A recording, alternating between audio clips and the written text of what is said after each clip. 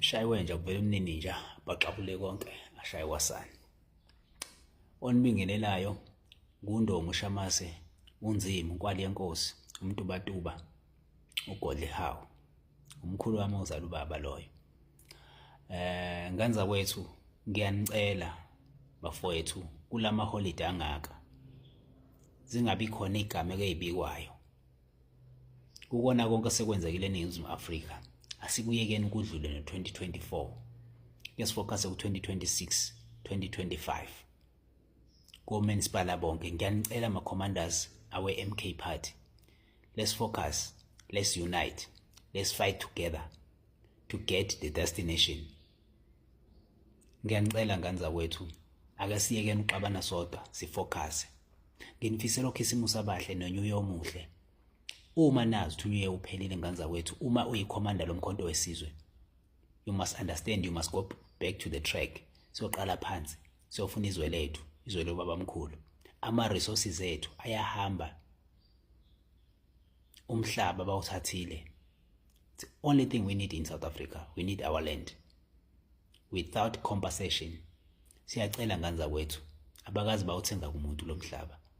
Ngicela utshela ugogo wakho ngoba usekhaya uthi gogo, umkhonto wesizwe is the only party ezokhulula umuntu omnyama.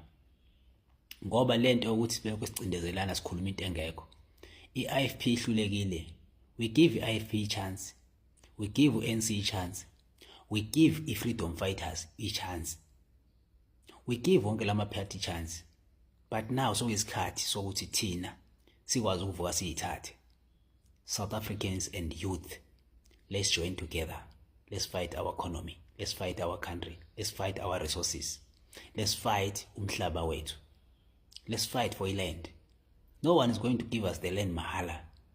You know that uma nifuna ukwakha emakhaya kunemali eniyikhiphayo labo 500. That is a lot of money to find the land. Nikhumbule ukuthi emakhaya ninikezwa senikhokhela imizi oyihlo lenazalwa kuyo.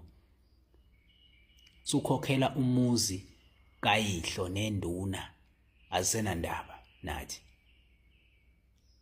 Guys, let's try to unite. Let's try to stand up and fight for the country. Ngithi ama holiday amahle nonqamalala lapha khona. Siyamfisela ukuthi abe nempilo enhle neholiday enhle. Usebenzile nqamalala, usebenzile kedle ihlekisa Zuma Mhlanganelwa Sholosi, usebenzile baba. Siyacela ureste, uphumule. Uma sibuyela back from the holidays wethu, we have to fight for our country. I thank you.